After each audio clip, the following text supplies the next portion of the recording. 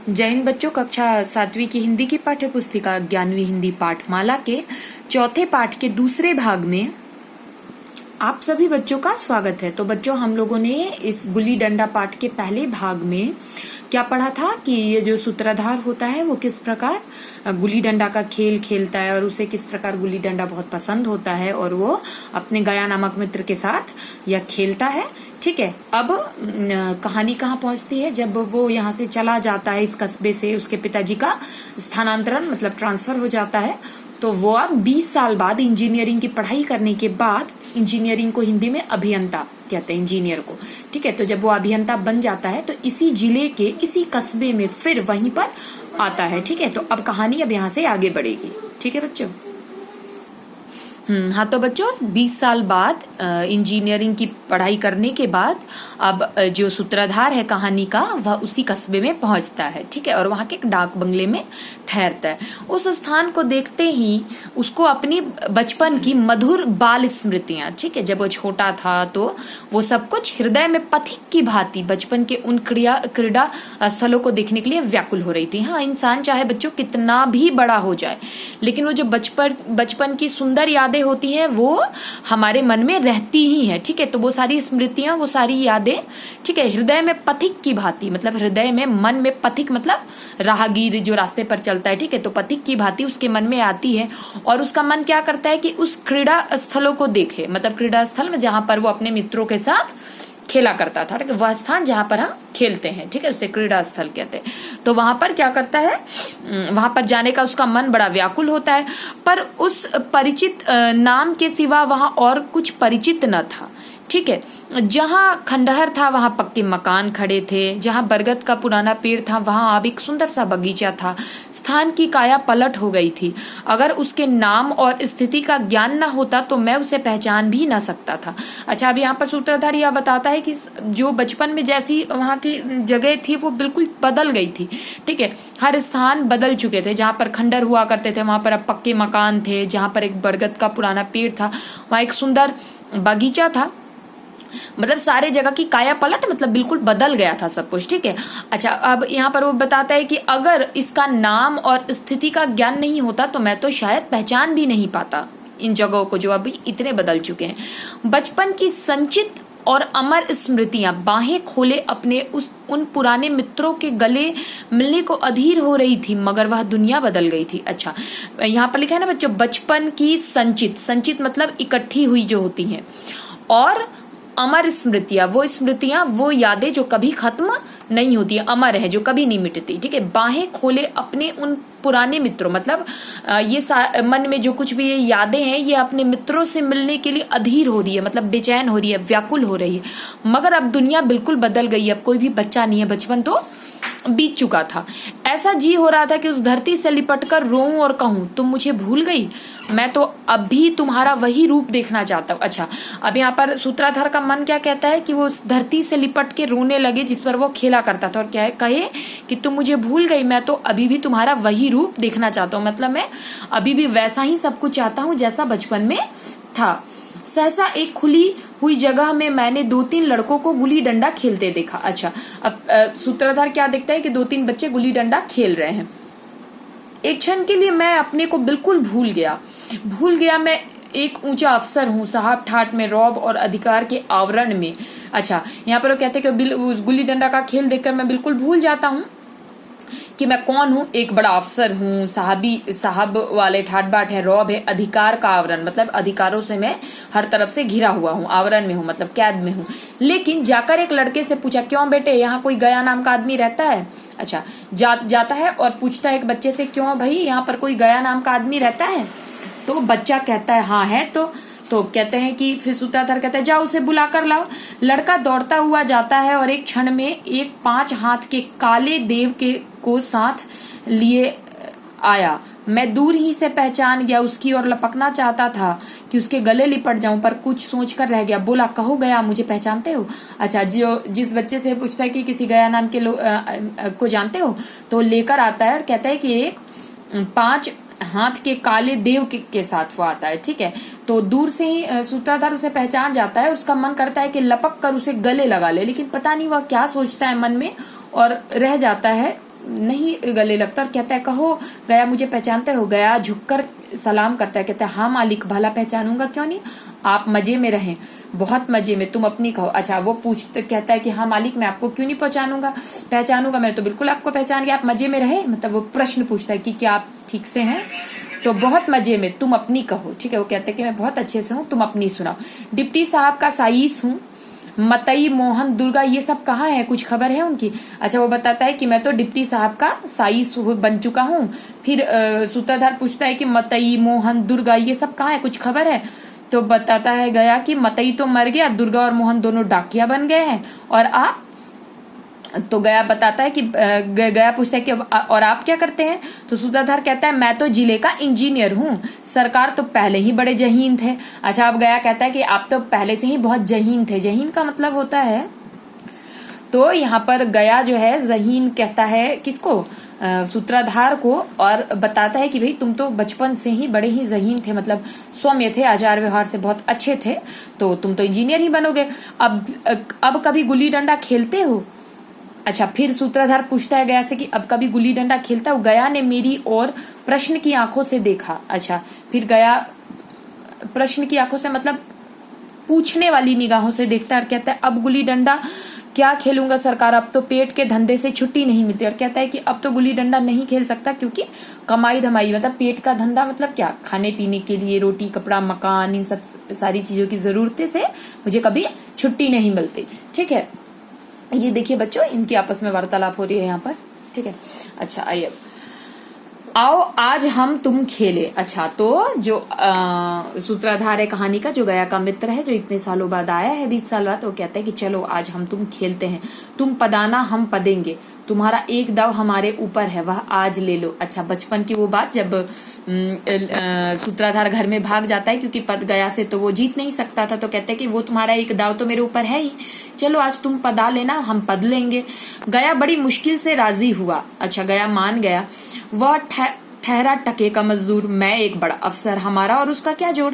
अच्छा यहाँ पर सूत्रधार कहता है कि वो एक मजदूर था और मैं बड़ा अफसर, तो उसका और मेरा कोई मेल नहीं था। बेचारा झेप रहा था, मतलब शर्मा रहा था, संकोच कर रहा था, लेकिन मुझे भी कुछ कम झेप न थी। इसलिए नहीं कि मैं गया के साथ खेलने जा रहा था, बल्कि इसलिए कि लोग इस खेल को अजूबा समझकर इसका तमाशा बना लेंगे और अच्छी खासी भीड़ लग जाएगी। उस भीड़ में वह आनंद कहाँ रहेगा। पर खेले बगैर तो रहा भी नहीं जाता था। आखिर निश्चय हुआ कि दोनों जने बस्ती से दूर जाकर एकांत में खेलेंगे। ठीक है, तो यहाँ पर क्या होता है बच्चों, मैंने जैसे कहानी के शुरुआत में ही बताया था कि जो बचपन होता है, बचपन का जो खेल होता है, बचपन के जो हमारे मित्र होते हैं, उनके अंदर किसी प्रकार का कोई भेदभाव नहीं होता कि वो किस कुल जाति का है या वो अमीर है वो गरीब है, बस मित्र तो मित्र होते हैं। लेकिन जैसे ही हम बड़े हो जाते हैं, हम व्यवसाय से जुड़ जाते हैं, मतलब हम जॉब करने लगते हैं, तो हमारे अंदर वो एक प्रकार का दिखावा जो है वो घर कर जाता है। इस वजह से दोनों ही मित्र झेप रहे थे। अच्छा, और सूत्रधार जो है वो इसलिए नहीं झेप रहा था कि मतलब वो मजदूर है और गया मजदूर है और मैं उसके साथ नहीं खेल, वो तो ये भी सोच रहा था कि लोग इधर उधर देखने लग जाएंगे, भीड़ जमा हो जाएगी, तो फिर आनंद नहीं आएगा, मतलब अच्छा नहीं लगेगा। ठीक है, तो दोनों ने निश्चय किया, दोनों ने प्लान करते हैं दोनों, और कहते हैं कि चलो अब हम क्या करते हैं, बस्ती से दूर जाकर एकांत में, मतलब अकेले में खेलेंगे, जहां कोई देखने वाला ना बैठा होगा, मजे से खेलेंगे, बचपन की उस मिठाई का खूब रस ले लेकर खाएंगे। अच्छा, बचपन की उस मिठाई का मतलब जैसे आपको जो मिठाई बहुत आपकी जो बहुत मिठाई बहुत पसंद की होती है, जिसमें आपकी बड़ी रुचि होती है, तो आप बड़े स्वाद से उसको खाते हैं ना, ठीक उसी प्रकार बचपन का जो खेल का आनंद है, बचपन की जो यादों का आनंद है, वो उसी को कहते हैं कि इस आनंद को हम प्यार से हम देखेंगे, इस आनंद को महसूस करेंगे। ठीक है, मैं गया को लेकर डाक बंगले पर आया और मोटर में बैठकर दोनों मित्र मैदान की ओर चले। अच्छा, वो गया को बिठाते हैं मोटर कार में और डाक बंगले पर लाते हैं, उसके बाद दोनों मैदान की ओर चलते हैं।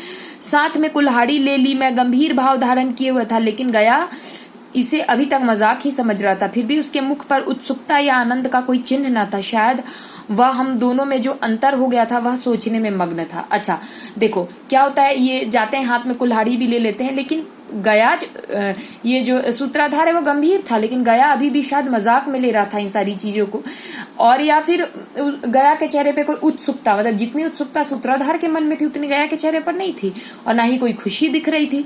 शायद वह हम दोनों में जो अंतर था वह सोचने में मग्न था।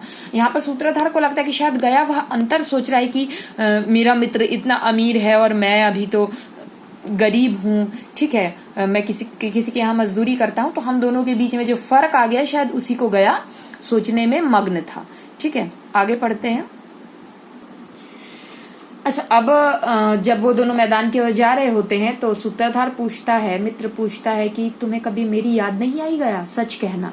ठीक है, गया झेप जाता है, थोड़ा संकोच करता है और कहता है मैं आपको क्या याद करता हुजूर, किस लायक हूँ, भाग्य में आपके साथ कुछ दिन खेलना बदा था, नहीं तो मेरी क्या गिनती। तो गया कहता है कि अब मैं आपको क्या हुजूर याद करता, मैं किस लायक हूँ। मतलब यहाँ पर वो उस अमीरी और गरीबी की तुलना करता है, उस अंतर को बताता है जो उन दोनों के बीच में था, और कहता है कि मेरे भाग्य में आपके साथ खेलने के कुछ दिन थे, इसके अलावा मेरी क्या गिनती है।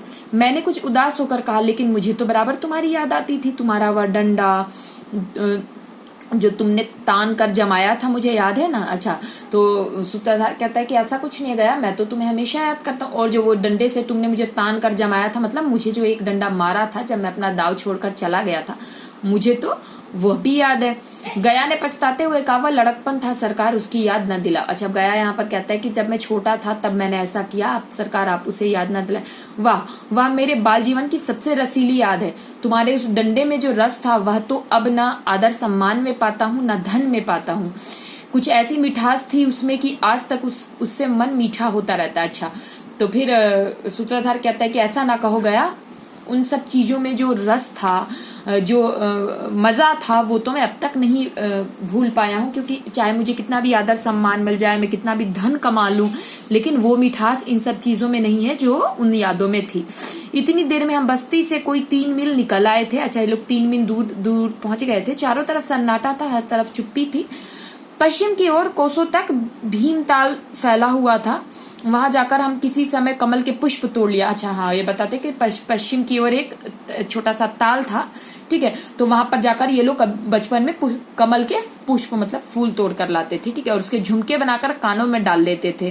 ठीक है, जेठ के महीने में जेठ की संध्या केसर में डूबी चले जाता है। जेठ का जो महीना होता है बच्चों, जेठ का महीना मतलब आपका बच्चों आपके अंग्रेजी कैलेंडर के अकॉर्डिंग ये मई जून का महीना, जेठ का महीना मतलब गर्मियों का महीना। ठीक है, तो गर्मियों का महीना था। जो संध्या है मतलब जो शाम का समय, वो केसर में डूबी चली आ रही थी। केसर में डूबी चली आ रही थी मतलब जो सूरज ढलता है तो जो प्रकाश हल्की हल्की जो लालिमा होती है, तो उसकी तुलना यहाँ पर केसर से की गई है।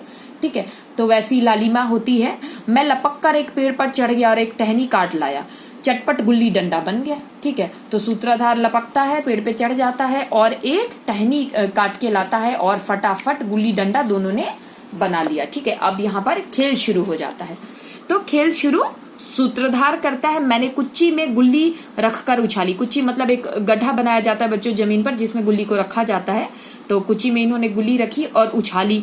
गुल्ली गया के सामने से निकल गई। उसने हाथ लपकाया जैसे मछली पकड़ रहा हो, गुल्ली उसके पीछे जाकर गिरी। यह वही गया है जिसके हाथों में गुल्ली जैसे अपने आप ही जाकर बैठ जाती थी। वह दाहिने बाएं कहीं हो, गुल्ली उसकी हथेलियों में पहुंची जाती थी, जैसे गुल्लियों पर वशीकरण डाल देता हो। ठीक है, अच्छा, वो यहाँ पर बताता है कि जब उन्होंने गुल्ली उछाली तो गया को पार करके वो गुल्ली पीछे गिर गई। तो फिर सूत्रधार को याद आता है बचपन में तो गुल्ली ऐसे जाकर गया के हाथों से चिपक जाती थी जैसे उसने उस पर वशीकरण किया। वशीकरण मतलब मोहनी माया आप कह सकते हैं, इंग्लिश में आप कह सकते हैं हिप्नोटाइज करना। ठीक है, किसी चीज को अपने वश में कर लेना। ठीक है, नई गुल्ली, पुरानी गुल्ली, छोटी गुल्ली, बड़ी गुल्ली, नोकदार गुल्ली, सपाट गुल्ली, उसे सभी प्रकार की गुल्ली मिल जाती थी।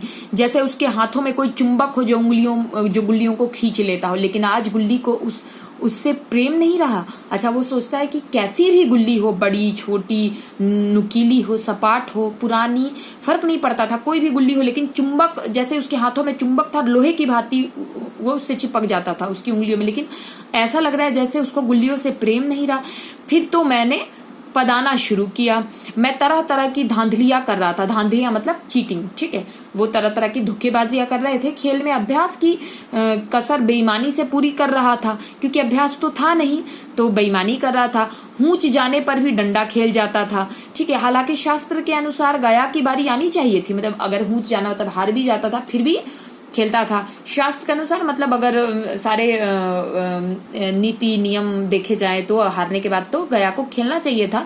लेकिन गुल्ली पर जब ओछी चोट पड़ती तो वह जाकर दूर गिर पड़ती, तो झटपट उसे खुद उठा लाता और दोबारा टांट लगाता। अच्छा, कहते कि खुद से भी जब गुल्ली इधर उधर हो जाती थी तो मैं खुद लगा लेता था।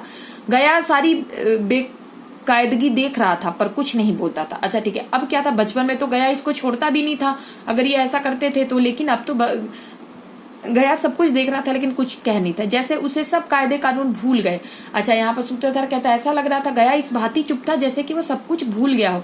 उसका निशाना कितना अचूक था। गुल्ली उसके हाथ से निकलकर टन से डंडे में आकर लगती थी, उसके हाथ से छूटकर उसका काम था डंडे से टकरा जाना। लेकिन आज वह गुल्ली डंडे में लगती ही नहीं, कभी दाहिने जाती, कभी बाएं, कभी आगे, कभी पीछे, ठीक है। वो कहता है कि गया जब पहले गुल्ली को उठाकर डंडे पर मारता था तो क्या होता था बच्चों,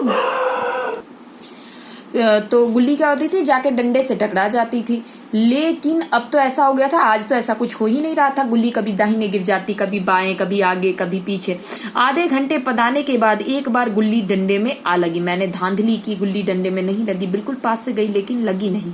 अच्छा, एक बार क्या होता है, गुल्ली आकर डंडे में लगी जाती है, लेकिन फिर सूत्रधार ने धांधली कर ली।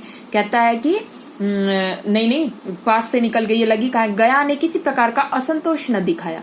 अच्छा, गया ने जानता था, गया देखा उसने, लेकिन कुछ कहा ही नहीं। उसने कहा ठीक है, नहीं लगी होगी, डंडे में लगती तो क्या मैं बेईमानी करता। अच्छा, फिर सूत्रधार कहता है अगर डंडे में लगती तो मैं झूठ बोलता। नहीं भैया, तुम भला बेईमानी करोगे। अच्छा, वो कहते हैं नहीं भैया, तुम क्यों बेईमानी करोगे, तुम कभी बेईमानी करते हो जो करोगे। बचपन में मजाल था कि ऐसा घपला करके मैं जीता बचता, यहीं गया गर्दन पर चढ़ बैठता, लेकिन आज मैं उसे कितनी आसानी से धोखे दिया चला रहा था, गधा है, सारी बातें भूल गया। अच्छा, कहता है कि अगर बचपन होता ना तो अगर मैं ऐसा घपला करता तो गया तो मेरी गर्दन पर चढ़ बैठता, लेकिन आज कितनी आसानी से मैं धोखा दे रहा था और गया गधे की भांति सब कुछ देख रहा था और ऐसा लगता जैसे खेलना भूल गया था। सहसा फिर गुल्ली डंडे पर लगी और इतनी जोर से लगी कि बंदूक छूटी हो। इस प्रमाण के सामने अब किसी तरह की धांधली करने का साहस मुझे इस वक्त ना हो सका, क्योंकि लेकिन क्यों ना एक बार सच को झूठ बनाने की चेष्टा करूं। मेरा हर्जी क्या है, मान गया तो वाह वाह, नहीं तो दो चार हाथ पतना ही तो पड़ेगा। अंधेरे का बहाना करके जल्दी से गला छुड़ा लूंगा, फिर कौन दाव देने आता है। गया ने विजय विलास में कहा। लग गई टन से बोली, मैंने अनजान बनने की चेष्टा की। कहा तुमने लगते देखा, मैंने तो नहीं देखा। टन से बोली है सरकार, और जो कहीं ईंट से लग गई हो तो। अच्छा, इस बार क्या हुआ, जब गुल्ली टन से लगी तो गया ने उल्लास में मतलब खुश होकर कहा ये देखो लग गई, टन से बोली। तो फिर इन्होंने कहा कि चलो एक बार और झूठ बोल के देखते हैं, मान गया तो ठीक है, नहीं तो फिर वो पदाएगा, मैं पदूंगा, और अगर फिर भी नहीं मानता है तो शाम का बहाना बना दूंगा कि शाम हो रहा है। लेकिन इस बार मैंने फिर झूठ बोला कि क्या ईंट से लग गई होगी तभी आवाज हो गई। मेरे मुख से इस वाक्य उस समय कैसे निकला इसका मुझे खुद आश्चर्य है। इस सत्य को झुठलाना वैसे ही था जैसे दिन को रात बताना। हम दोनों ने गुल्ली को डंडे में जोर से लगते देखा था, लेकिन गया ने मेरा कथन स्वीकार कर लिया। अब क्या होता है बच्चों, बचपन के दिन कैसे बड़े होने पर बदल जाते हैं, और वो सारी हट और सारे जिद की दोनों ने ही देखा था कि गुल्ली डंडे से जाकर लगी थी, लेकिन जब सूत्रधार ने ये बात कही तो गया ने चुपचाप मान लिया और बिल्कुल भी अस्वीकार नहीं किया और कोई भी विरोध प्रकट नहीं किया। बल्कि गया ने तो ये कहा कि हाँ किसी ईंट में लगी होगी तभी इतनी आवाज आई है, क्योंकि डंडे में इतनी आवाज कहाँ आती है। फिर मैंने पदाना शुरू कर दिया, लेकिन इस प्रत्यक्ष धांधली कर लेने के बाद गया की सरलता पर मुझे दया आने लगी।